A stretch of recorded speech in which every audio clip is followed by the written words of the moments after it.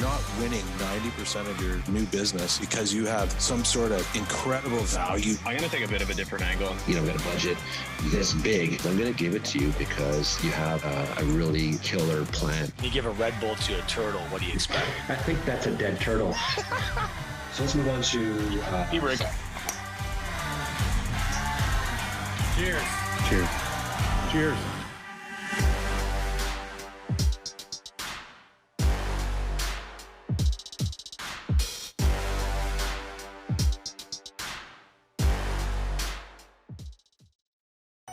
Does your current premium finance company lock you into long-term agreements? That's because they don't want you talking to us. At IFS, we win your business the good old-fashioned way, with customer service. I know you don't always have to use a premium finance company, but when you do, you should use IFS. Cheers. Hi there, welcome to the Digital Insurance Pint podcast. I'm your host, Tom Reid, and as always, I am joined by Jeff Roy, CEO of Excalibur Insurance, Steve Earle, CEO of Cheap Insurance, and the new and improved Adam Mitchell, CEO of Mitchell & Whale. And I'm sure we're going to be hearing about the bet that he lost to shave his head here. So, and special guest today, Reid Holzworth, CEO of IVANS out of the US. And Reid is clearly in his garage. We'll definitely get into that. But first, I'll turn it over to Jeff and Reid up with some speed round questions. Jeff, over to you. Thanks guys. Reid, good to see you again. Reid and I met back at Elevate 17 in Wisconsin over a Spotted Cow beer. And is that what you're drinking right now in your monster garage there, bud? Absolutely is, 100%. Spotted, one of the best beers I've ever had in my life. I actually handed them out in my session with Una. We changed the game for sessions, handing beer out while you're educating people. So good times. Behind Garrison's, right, Jeff? Just right behind Garrison. Well, if you can't get Spotted Cow out of Milwaukee. So, so Gary, we have Garrison's, which I got the Deja Vu. It's dynamite stuff. Hey, Reid, I'm going to start you off really easy and light. What's your favorite Canadian musical artist? Drake. Drake, nice. All right. Weeknd's good too. The Weeknd, little Hotline Bling. Hey, I like the Bieber, man. Bieber's all right too. He grew up 50 minutes from Clinton and Stratford, so the Beeb. Good luck. I love it. I know. You an iPhone or Android guy? Oh, iPhone. I can't. Yeah. 100%. Now, when you're not changing the world of connectivity and computers, what do you like to do you rather do race cars or motocross? Right now, motocross. Awesome. Race cars for a lot of years, and I still love the cars, but moto's a whole nother game. Awesome. And the last question, and get things rocking here. When COVID's over, where's the one place you want to travel and go to? Honestly, I've done a lot of travel during COVID. So, I don't know. You're in the south side of the border, so you guys have a little more free reign than we do in Canada. Yes.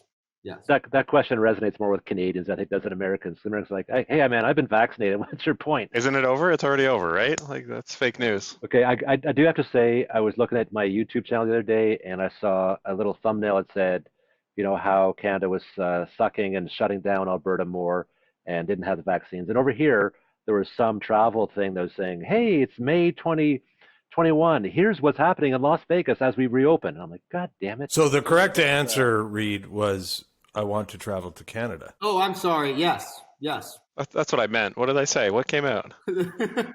Reid, let's get into your background. So you're sitting there in your sweet garage, but there's more to you than just that. So give us the 2-minute Reid Holzworth rundown here. Yeah, sure. So serial entrepreneur, started my first business when I was a little kid, literally 12 years old. Really kind of my first business, real business, when I was 19.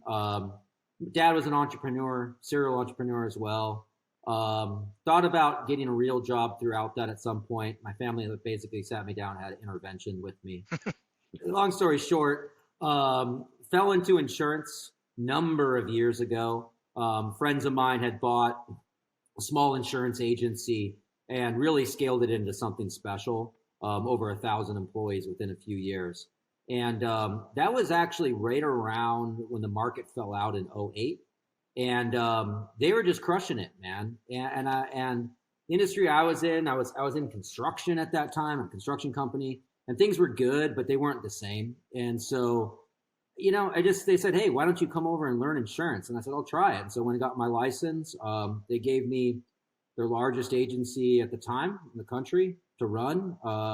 And yeah, got the keys in the door, walked in the door, and set my license. Bright-eyed and bushy-tailed, and here I am. So I have one quick question, and I'm not going to be too direct about what you did with your sale there, but it's more of a formula. So if a canary is worth $1, how many canaries could Reid buy with what he got from Applied? A few suitcases full. Okay, we'll leave it at that. A big cage full. How many motocross tracks could you afford at your house based on that? A few. I think the answer is at least one. At least one. Yeah. And to follow on to Steve's question, and I still want to find out what happened to Adam's hair. He's trying to look like he's trying to look like Quody. Oh, is that what it is? Why hire a mascot when you can be the mascot? Listen, I try and make this a welcoming podcast for our guests, and I grow a beard and I match a haircut, and you guys are throwing me under the bus. He's even got the right color on. Yeah, right. Is somebody looking for a job? Are you looking for a job, Adam? What's going on? Yeah, I'm in. Sold. So, Reid, why join IVANS? Like, why? So you're now a salary man. You're working for somebody else. That seems out of character for you. What? The reason why I joined IVANS. So a lot of people know this story. I like to tell it all the time. I had no golden handcuffs with Applied. We sold the business and it was a clean deal. And golden handcuffs meaning earn out or anything like that. So myself and our team, when we sold the business, we said that it was part of the negotiation. We said, listen, if we want to work for you, we're going to want to work for you. And if we don't, we're not. It's that simple. And so because of that, it's pretty cool. After Taylor coming in and whatnot, he's kind of just let me run my own show. And so the IVANS thing, it's very different than what I've done in the past, but I have a lot of my same team. I have my own executive team. I mean, we have, it's a totally different unit. Can you break down the Canadian answer of what is IVANS? IVANS is, CSIO in a lot of ways. So today, IVANS serves close to 500 carriers between insurance carriers, MGAs, digital MGAs, really not brokers, sorry, connecting them down to all their distribution, which is over 32,000 agencies. Wow. About 1 million files a day run through our pipes. It's hundreds and hundreds and hundreds of thousands of million, or hundreds and hundreds of million transactions a year. So it's a lot of data flows through our pipes. So IVANS has been around for 40 years. IVANS was founded with the same founding members as Accord.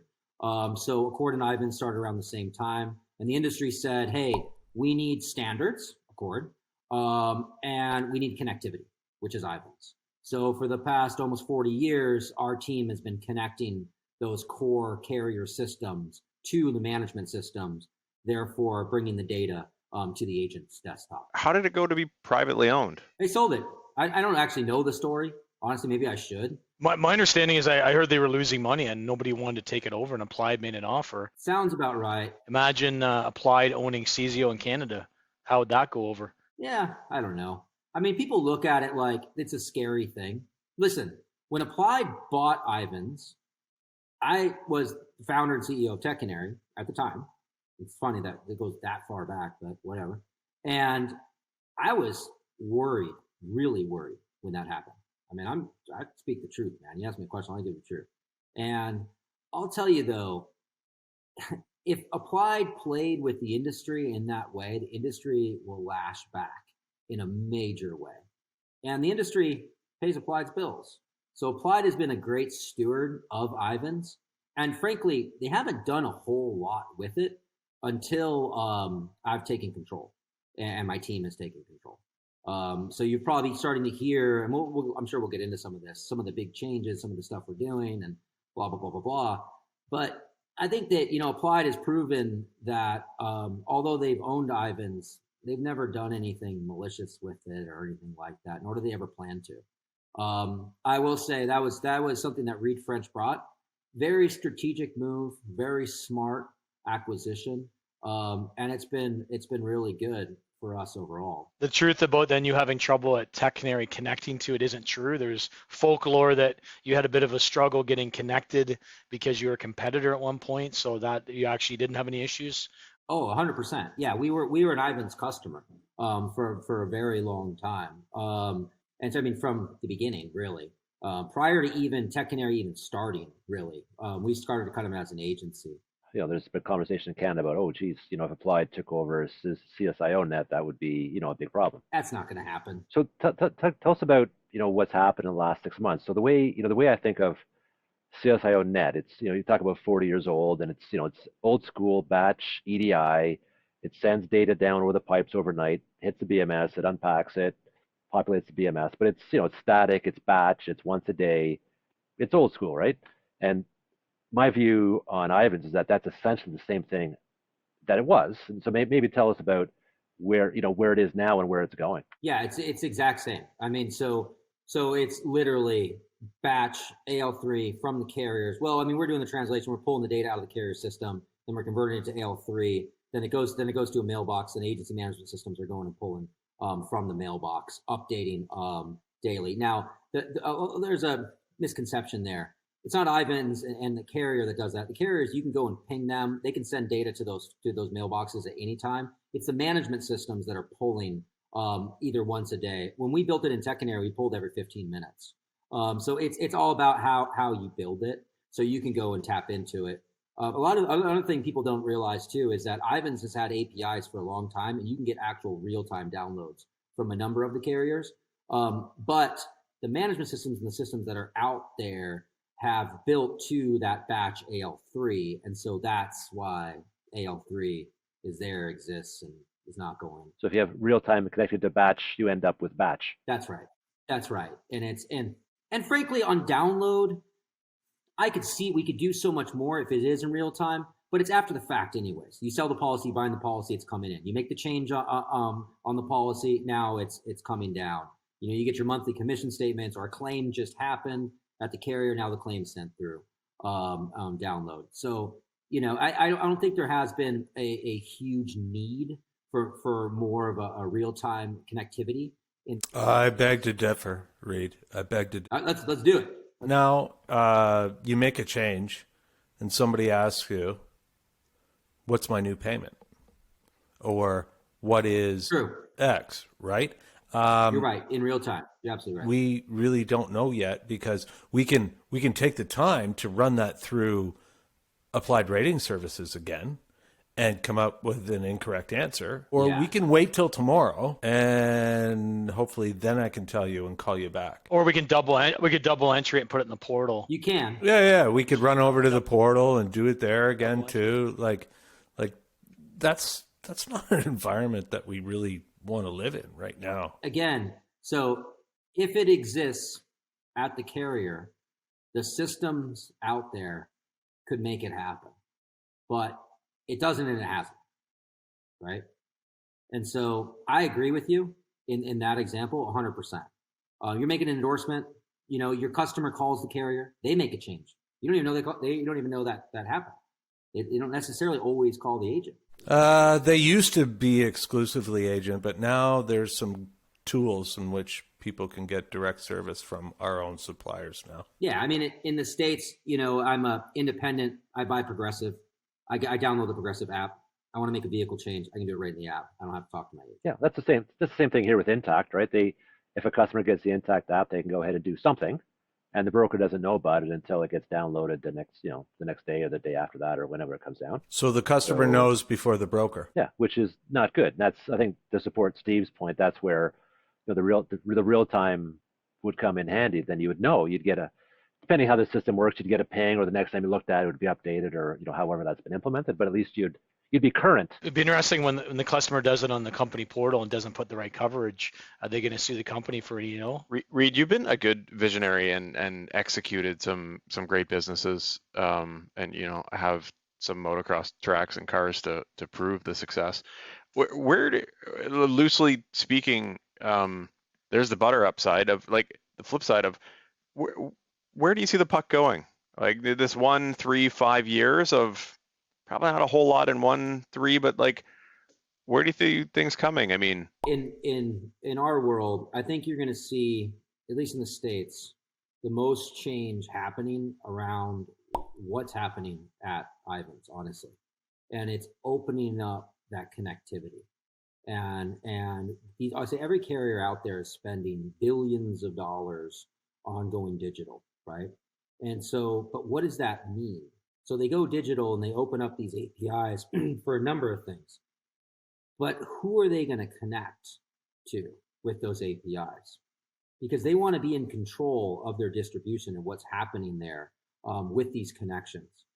So if that was open, right, but the carrier still had the ability to control the distribution from a single source, a single pipe that then is connected back down to all of the distribution, other systems out there can start to leverage that. They can start to build new technologies to do all kinds of things around it. And so, people have been talking about this stuff for years. And, I could speak a little bit to Epic because I'm somewhat close to it. Because whatever. What they're doing in Epic transformation and opening up with real APIs, and it's not BS. Like, I've seen that stuff. It really is. Well, now it allows people to build technologies around those stacks, and then they're able to tap into the data feeds that are direct from the carrier, not just the management system. Because the cleanest data set out there in the industry is what the carrier has. But the carrier is only sending it down to the management systems, and today, the only way you can get to that data is through the management system. Well, what if you could get to that data, your data, the agency's data, of course, within something like IVANS? And then what if IVANS offered a platform where you as a distribution platform, think of a SEMC or a Bold Penguin or these types of companies, were able to access one pipe for all the submissions and all the commercial lines rating and things like that. They didn't have to worry about building pipes for connectivity. So if the connectivity existed and everybody has these APIs, and then there's one single API that connects all of them, what does that do? It opens up the industry. Yeah. Actually, for the benefit of our Canadian viewers, that sounds, and the guys here on the panel can contradict me if they want to, but that sounds remarkably like broker flow, like the Ontario Broker Association's proposal from a couple of years back, right? Where there was call it a hub, for lack of a better term, that talked to all the all the carriers at the back end, and then essentially converted that into one output that any vendor could then connect to. So it was very, very, very similar, identical across the board. But that hub did all the work to convert all the crap in the background, which you're right, Reid. That's all the core 100% up to date data, but it's not being presented in a way that's easily consumable. So that hub, in the Canadian term, that now broker flow is an idea that was proposed and didn't get enough support.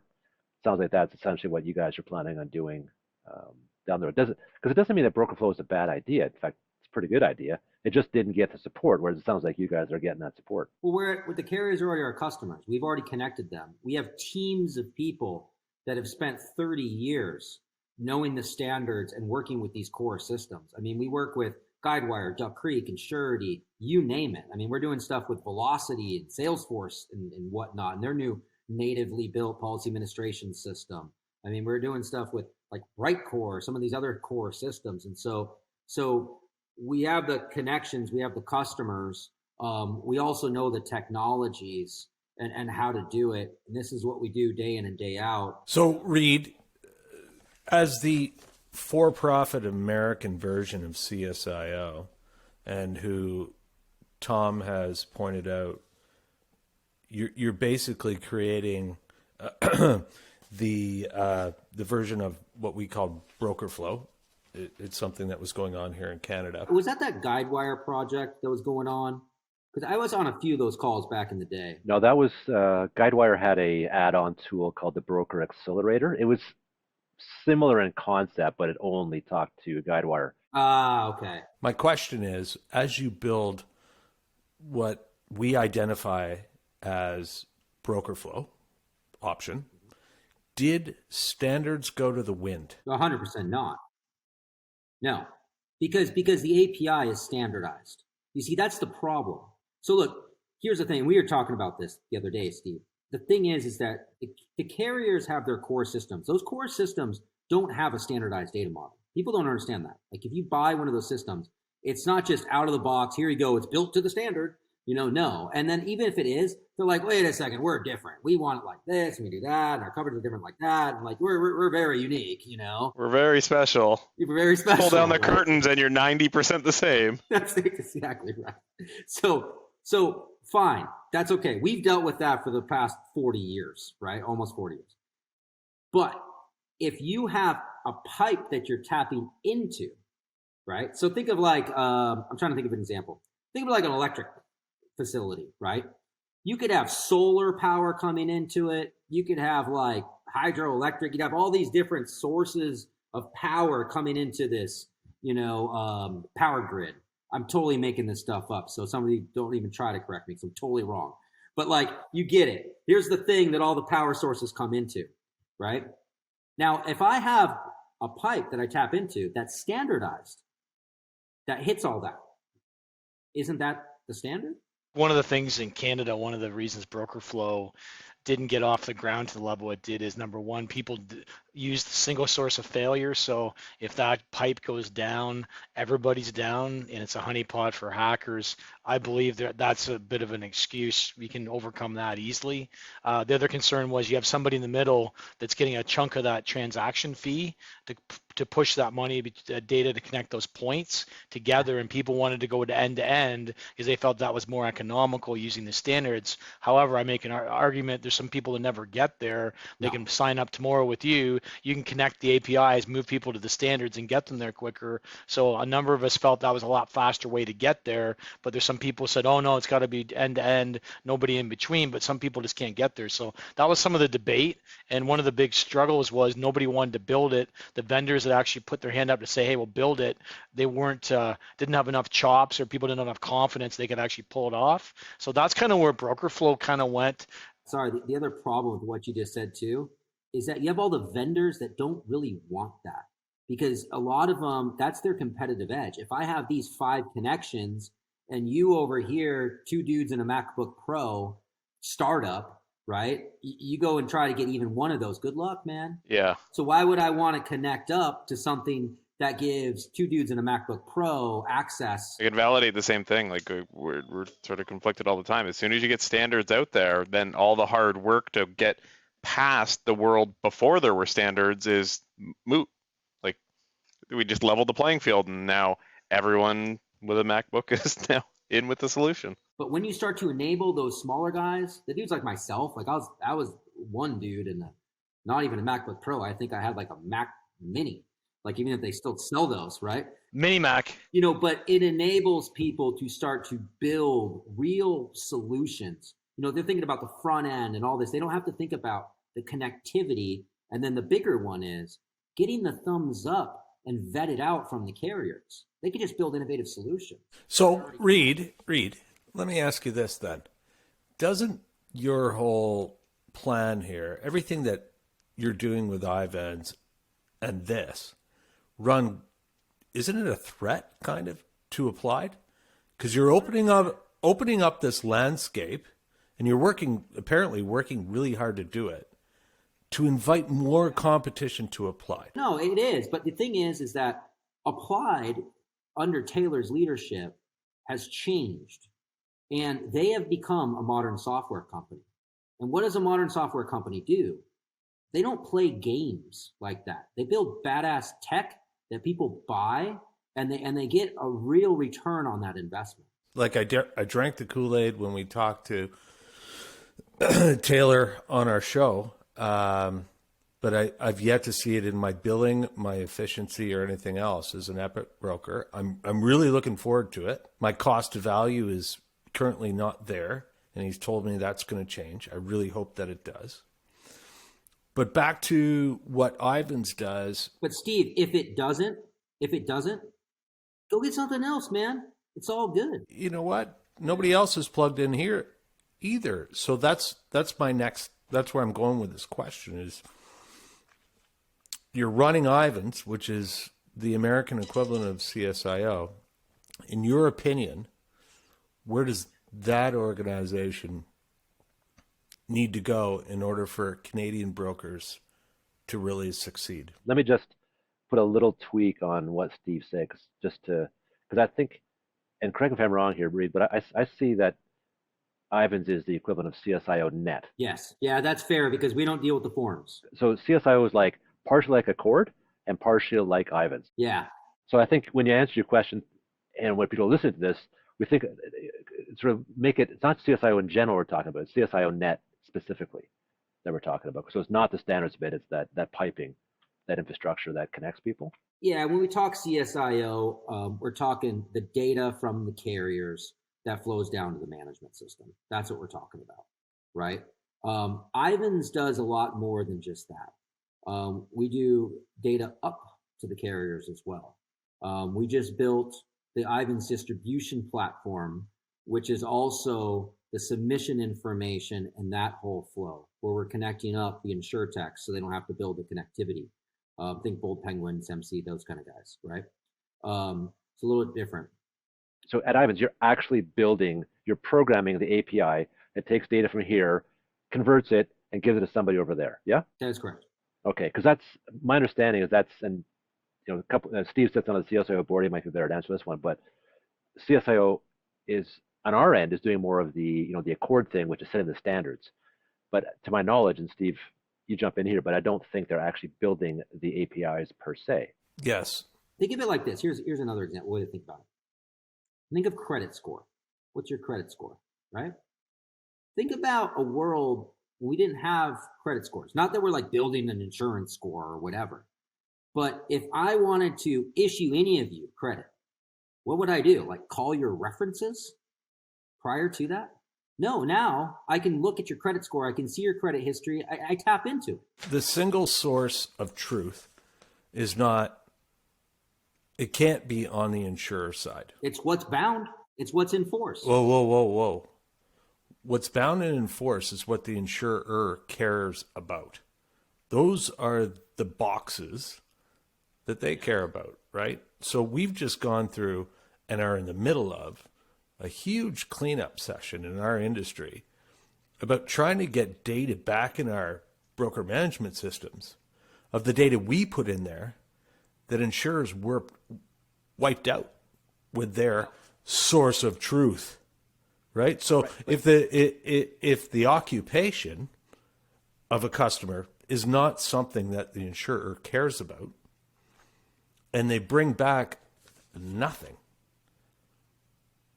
well, is that the source of truth, that they don't have a job anymore? Or so okay, let me complete that. So you're right, Steve. I agree with you on that. It's not all of the data about the customer, because the agent has the information about that customer per se, but the policy information, the actual coverage details, the whole nine of what is bound, what's enforced, that is the cleanest there. I mean, historically, I don't know. I'm not as close to the Canadian market, but in the States, manually typing that all in, putting that all in, maintaining it, the whole nine, right? But you're right. The sales information, the customer acquisition cost, all the marketing, everything you're doing there, the quoting, what happened with them, which is very powerful. That lives in the management system. Our data needs to be as good. The companies maybe have a little better version of it, a little cleaner version, but part of the problem is our companies are downloading and destructing our data and wiping out what we had because they can't follow the standards. They're interpreting it using artistic measures. And one of the carriers that is connected with you that owns IVANS has been one of the guilty parties in Canada, right? They've been wiping data out. They're trying to get that fixed, but we're losing data. We're having to type it in. So when we go to do something, we don't have that full view of the client. So guys, these are actually two issues. Like what Reid's talking about here is, where's the source of truth, right? That's what in tech talk sometimes called the golden record, whatever you want to call it. This is, hey, when a claim happens, for example, whose data are you looking at? You're looking at the carrier's data, right? And now the broker, if something goes awry, the broker could argue, oh, that's not what we put in, the underwriter made a mistake, whatever, right? But that's the edge case. But the typical case is claim comes in, claims adjuster looks at what's in their system, takes action on that basis. That's what Reid's talking about. The data destruction, that's a separate issue, and that's a mechanical issue where we're taking that golden record and trying to say, here, have a copy of it in your BMS, and it's getting screwed up in the transfer. The handoff fell down, right? My point is, Tom, the golden record should be in our system in the companies, or we should have the exact access. We're currently in the environment, it's not there. Broker's selling a carrier's product, right? The carrier is the owner of the price and product. You are the owner of the client, right? So all that data about the client, absolutely, that should be the golden record in your system. But all that data about the price and product is golden, the golden record in the carrier system. What's interesting about our industry is that there's multiple parties that kind of have an ownership to that. But so you think about from the customer, what defines the customer? 100% agree, broker, boom, done, end of story, right? But you are selling to that customer something manufactured by the carrier, which is their thing, and you're getting a copy of that. Yeah, collaboration. You write cool songs, right? So, hey, quick question. Can I flip it? Can I flip it over to your Salesforce integration, or basically the other thing I'm curious about is the data. There's a ton of insights that IVANS get from the uploads, downloads, the insights. Like right now, Applied System is putting out, for instance, reports on what the average cost of auto insurance is across Canada from the rating module. So you've got a ton of insight. What can you use? What can you share out? What restrictions are in place in the U.S.? Like, Google as an investor, is there like a firewall or thing not allowing them in? Or are they allowed to use that? Going back to this actually ties into what we were talking about a minute ago. The biggest problem that people have is what you guys just said. With the connectivity from the carriers, data comes in, it overwrites all this stuff that we put in, right? Why is that though? And typically, at least in the States, typically it's because people are putting data in fields.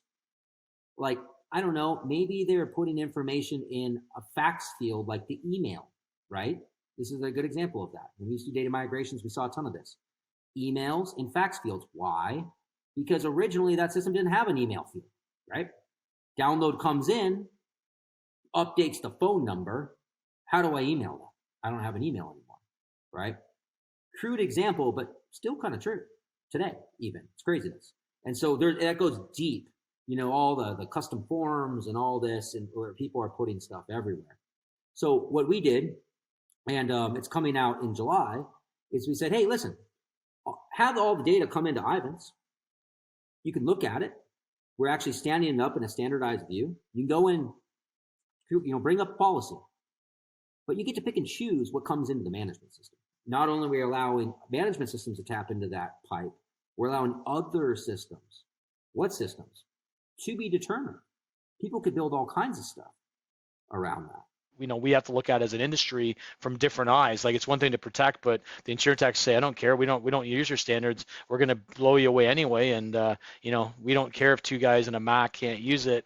We're going to build it ourselves anyway. We got the money, and we're going to start eating your lunch. So there's some interesting things brewing in Canada that our own rules are both helping prevent and protect, but also limiting. When do you think that the two guys in a Mac world gets here? As in the open API system that we can all sort of build to and pick and choose whatever pieces we want. Like, are you feeling that 6 months away? Is that a year away? Like, what do you think? Look at it this way. How much innovation has there been in the commercial space? You look at, Adam, you case in point, you got Coupe going, right? You got Bullfrog, you got Apollo. And on the personal insurance space, like, there is none because it's so, we'll call it regulated, right? And the last time regulated actually helped innovation was, never. So we are seeing some of the two guy in a Mac shit, but it's on the commercial space where there are essentially no standards. There is no regulation. What I'm asking, you had a bold comment I didn't take lightly of like, hey, Taylor's not BSing you. That is true. It's coming. They're replatforming the entire thing. They're going to be a modern kick-ass system. And Steve says, yeah, I'll believe it when I see it. And I'm trying to figure out what date does Steve eat his hat? Realistically, to market where people can really do stuff with it, I think we're probably still a year out. Honestly, past beta, past some bugs. Is it also fair to assume then that getting your teeth into it a year is likely to release in your side of the border versus ours first, so that we're probably a year and a half before the Canadian fields and other connectivity catches up? I feel it's the same solution overall, so I don't see why it would take longer to roll. We lost 5% market share the last 5 years. Deloitte projects we lose another 5%. Is this that, which means typically, because it's going to directs, and IVANS, maybe you deal with directs, I don't know, but that means Applied's going to lose 5% too, right? In users. Is that going to change? 5% of users or 5% of premium? 5% of market share is going to be lost in the next 5 years by the broker channel in Canada, which, if you extrapolate that, means what? It's going to go to directs. That's what Deloitte's saying. That means 5% of Applied's business is going down the tubes. I don't know. I'm not looking at the numbers, dude. And I think I don't know. I think you could argue that in a number of different ways. Well, I mean, I'm not saying we're going to have to. I'm just hoping that all these changes really have an effect to change those numbers around. But the guys that Deloitte's go on top of a mountaintop and say this. That's why we better get our shit in gear and make sure it doesn't happen, right? Like, there's a bunch of us that are growing through this, and we're not losing 5%. So let me tweak Steve's question here. If broker channel didn't lose that 5 points of market share, right? Maybe they're not losing premium because maybe the market's gone up by 7, so they're going up by 2. But there's certainly an opportunity cost, right? Brokers could have 7% more seats, but they're only going to have 2% more seats because they lost 5 points. Well, I would first ask to be able to even begin to answer that question. I would first ask, why are they going? Why are they going to the directs? What's the reason? Did Deloitte say that? That's where I'm going. You're baiting me on it, that it's the technology and they have better technology, blah, blah, blah, blah. No, they don't. It's different. Like, I know those guys. It's just different. It's one market. You figured out my sandbag. Yeah. Well, I disagree. It's because convenience, connectivity, communication, they can do it better than we can right now with the tools. It's one company, one risk. It's like Guidewire connected to a website, right? Kind of where Steve's going, I think, is listen, because at the end of the day, it's not really about the technology. It's about the customer experience. The technology just supports that or doesn't support it, right? Yeah. So what you're saying, I think, if I hear you correctly, Reid, is that the direct writers don't have this big hurdle, right? They don't have to connect to 15 carriers and figure out all these standards and shit. No, it's just a website, as you say, a website on top of Guidewire, done.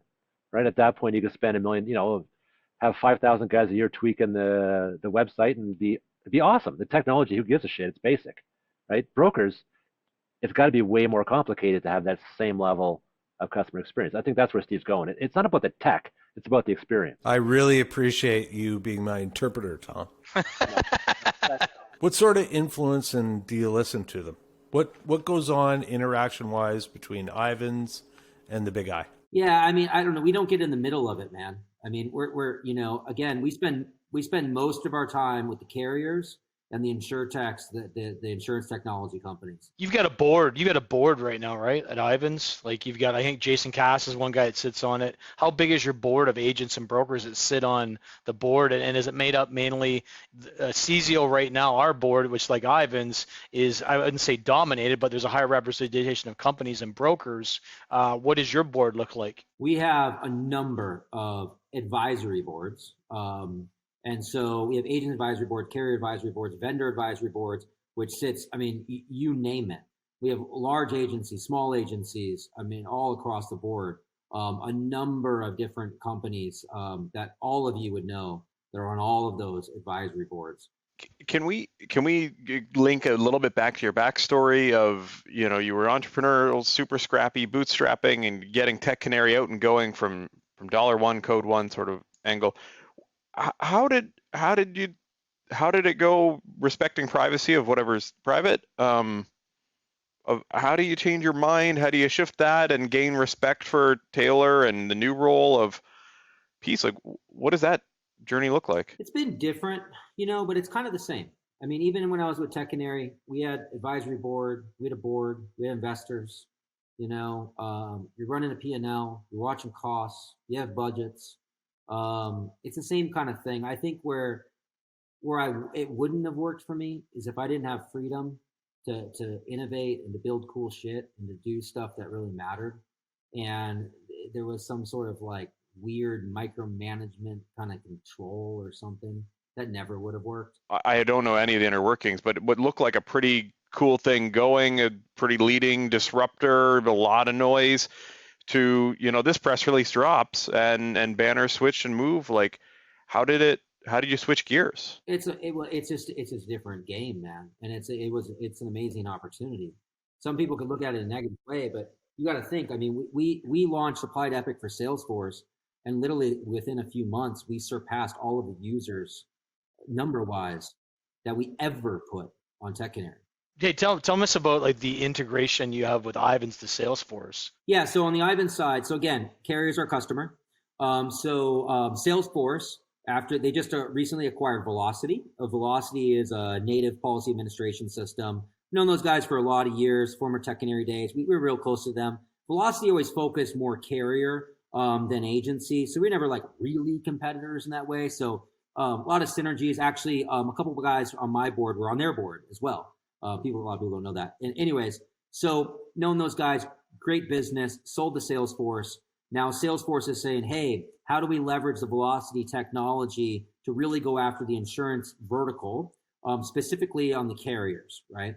And so Velocity now is releasing a new product, which is called an Underwriter Workbench. An Underwriter Workbench is when information about a particular risk comes in. They look at it. It's kind of like, in a lot of ways, it's a bit of a CRM, and there's rating, and there's a lot going on there. Heavily used, obviously, on the commercial line side of the business. And so they're just releasing it. I think it's this week or last week. Anyways, or they just have this Underwriter Workbench. And so it comes pre-connected out of the box to the IVANS distribution platform, which IVANS distribution platform is, again, holding the pipes for the submissions of commercial business. And so, we recently signed up SEMC, recently signed up Bold Penguin. We obviously are connected up to Indio and Hawksoft, we're working with all these guys. We're starting to connect them in. So when a carrier purchases Velocity, it instantly connects down to the distribution so they can automatically start to get submissions. So if a carrier buys the workbench from Velocity and plugs it in, they can pipe into the pipeline. And if they did some work in their end, connected it directly to their system, if it's Guidewire, whatever, the rating engine, plugged it in, then they could take the pipe of things from, say, a Bold Penguin risk, or from, say, Applied, or whatever pipelines are being sent in, so they could actually receive submissions like that on scale, right? And to their standard. Sounds like 21st century software. Wow. But not only we're doing that with Salesforce, we're also doing the same thing with Guidewire, Duck Creek, Insurity, you name it. Just coming back to the carriers, you've said a couple of times that the carriers are the ones who pay the bills for IVANS, essentially. And so what's running around in my head is, okay, because carriers pay a lot of the bills in Canada as well, and in some cases they pay it because nobody else will, and somebody's got to do it, and they're not super thrilled with it. But it sounds to me like what you guys are doing is actually giving a real business benefit back. So, if I'm paying, let's say 1% of premium or whatever the number is, but I'm able to manage my flow submissions and my loss ratio, and there's probably some expense benefits and so on, there's a payback there. So do you like, is that something your carriers talk to you about, is, hey, I'm actually happy to pay whatever I'm paying you guys because I get a multiple of that back? Is that really how they think about it? 100%. I mean, we want to retain our customers, and we want to provide real value back to our customers, right? So when you think about, we'll talk about downloads specifically, right? That was a thing that set carriers apart from one another back in the day. Like, oh, this carrier downloads, that's great, I want to write more business with them. Well, now it's become table stakes, right? So then if it's table stakes, what value do they really get out of it? They have to do it, but they don't love it. They don't want to put effort into it, maintain it, add more, do this. So as a business owner, if you look at that, what do you need to do? Provide value back to them. Again, we're in enterprise technology. What provides a real ROI? How can I help their business be more efficient? Can we have the executive summary on the garage? Are we gonna like pimp your garage? You gonna walk through and give us a tour for all our listeners? You have at least 3 pieces of sweet machinery between the sight wagon behind you and then the other blue car in the other corner of like what's the story? You're clearly a car guy. Yes. Like, what do you want? We want to like know what cars are behind me? What you want to see? Yeah, start there. I'll take out anything you'll throw out. So I'm really into cars, not necessarily into supercars. I like cars that go really fast and are really loud. And so I've been racing cars for almost 20 years, primarily rally. So I do historic rally. One of the cars over here, I don't know if you can see it. It's right. Well, here, I'm going to move this here. You can see the front end of it over there. The red one. That's a 64 Chevelle. Its name's El Habanero. I've had that car for 20 years. I built it from scratch 20 years ago. And so that's kind of where I started racing.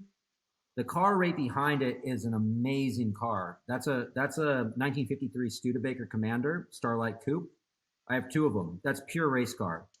So for the car guys that are listening, I mean, it has a Hollinger sequential, Penske shocks. I mean, you're talking 358 NASCAR motor.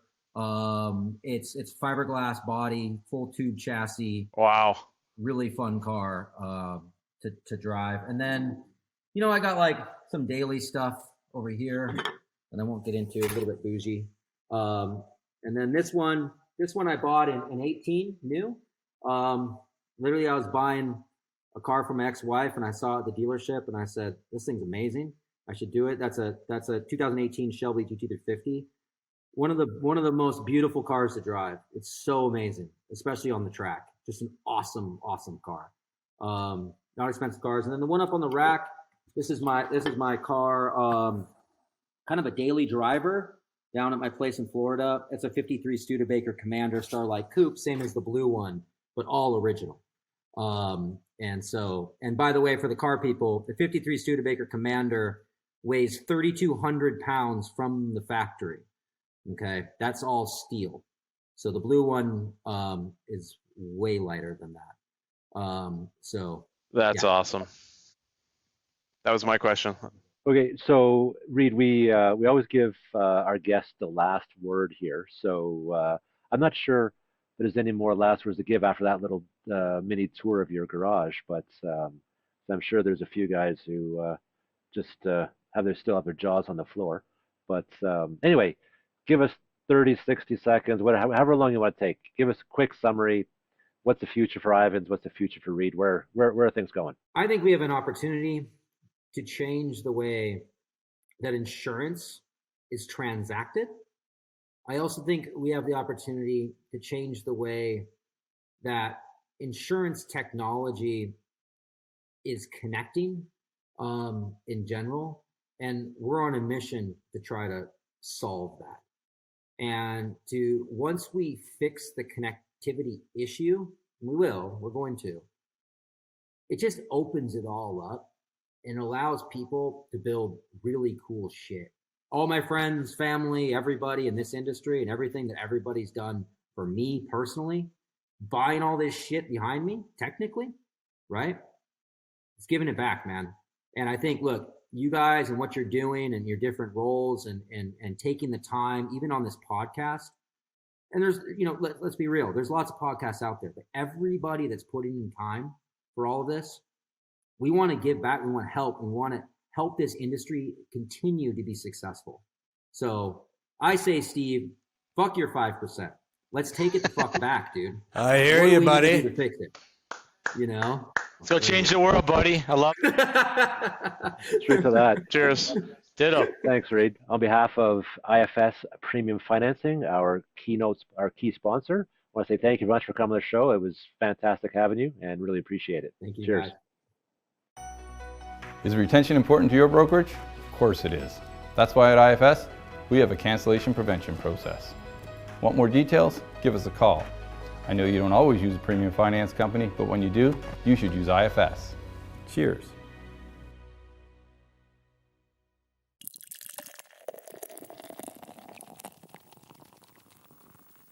So wow, that was awesome. I mean, Reid is definitely the guy you want to hang out in his garage, have a beer with, and check out his cars. But he's also done some pretty cool shit in our industry, and one of those guys who's really trying to make a difference, which is fantastic. Well, he's not trying to make a difference. He's made a difference, and he's now gracious enough to get back on the horse.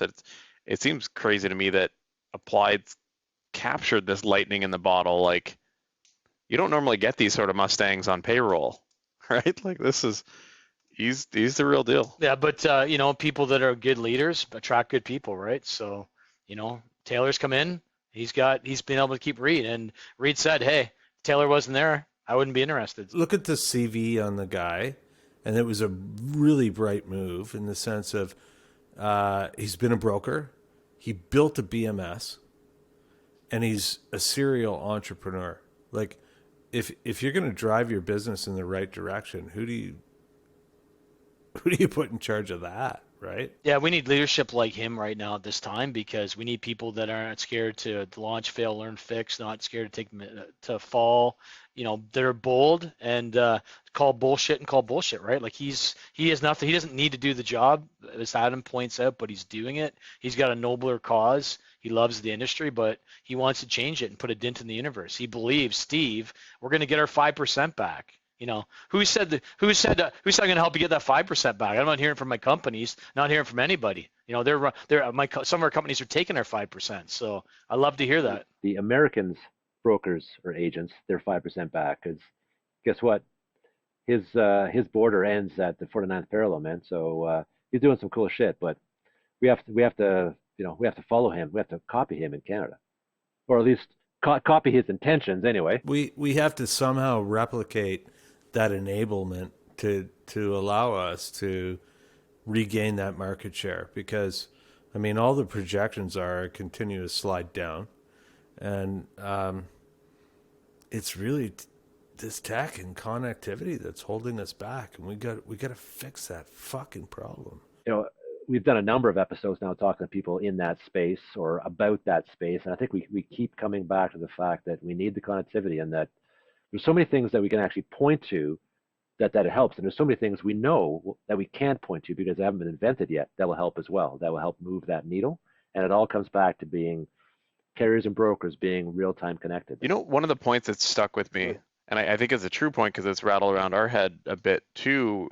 so to hear it validated again, but the conflict of interest around standardization and the incumbents, and the idea that, like, everyone who has put in huge effort and investment, ourselves included, right, have a vested interest in standardization not succeeding, because that does plow down all the barriers to say, sure, you got a good idea and like some basic drag and drop code, and you can now walk right into this. Well, that brings up a case for CZO, right? Like, right now, CZO doesn't let people in unless they support the broker distribution channel, and so that affects some of the InsurTechs, right? So that's going to be interesting to see, you know, does that mandate have to change or not change? Like, IVANS has got the flexibility to let people pipe into it, you know, glove box, different vendors, you know, get certs and stuff like that. That's something that's not allowed right now unless you only support the broker distribution channel. No, it's not, Jeff, because in my opinion,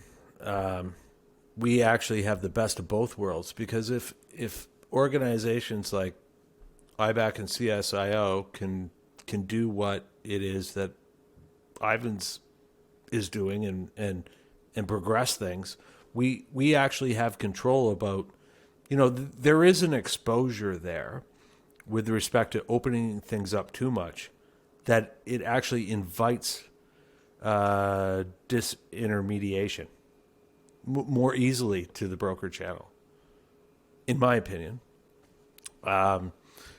So owning control of that and being not-for-profit, brokers engaged in it, and being in control of that destiny, I see it as a better place. We just need to be more progressive with it. Yeah, like, I think there's some good stuff. Like I said, CZO and IBAC DX Connect doing some great stuff. And if we can, you know, continue to push the envelope, you know, some of the challenges they mentioned about, you know, every company builds their own API, build it differently. What's a transport standard look like? There's a lot of stuff that I know CZO InsurTech's working on right now, trying to get that mapped out. Tom's working on it. but we're trying to, get a whole bunch of people to come along, and not everybody's on the same level of the stairs, right? Everybody's at a different level, and obviously if you're in the IVANS world, you can plug in and they're going to connect for you, so it's very interesting, right? If you believe first that he's a serial entrepreneur, which I do, it's believable. How long do you believe that he's going to stay in that seat? That's a great question. I think he sounds like he's having a lot of fun, and it sounds like they're busy, crazy busy. But yeah, I mean he's probably not going to be there for 20 years. Like he's gonna. My guess is, and who knows, I have no idea, but my guess is, he's that kind of guy who wants to make something big happen, and then he's not in it for the maintenance period of that. He wants to make something big and cool happen, and then go on to the next big cool thing. So is that 2 years? Is that 5 years? Maybe. It's not 20 though. Depends his progress, right? The good thing is he can live life on his own terms. So he can actually challenge people and have the real conversations that so many people in the Canadian industry have struggled to have. We're starting to see more conversations open up, but people are always guarded. They don't actually bring up the real things. And, things like our podcast, the different groups that are happening, the real conversations are starting to happen, and the information is starting to flow to everybody. So that's when change happens, right? This is an evolution, maybe a revolution, a bit of both, right? Like this is what's happening, and digital is changing and shifting the world, and we need to go a little bit faster. We're not going quick enough, and for some people we're going too quick, but we got to put our foot in the gas. And all the stuff going on right now is great stuff, but we gotta put the pedal down, guys. Like his monster garage there and his racing, got to put the pedal down like Reid, right? So anyway, let's wrap it up here, boys. So on behalf of IFS Premium Financing, Crew Group, Garrisons, and Wick, thanks so much for watching, guys, and thanks for being part of the show.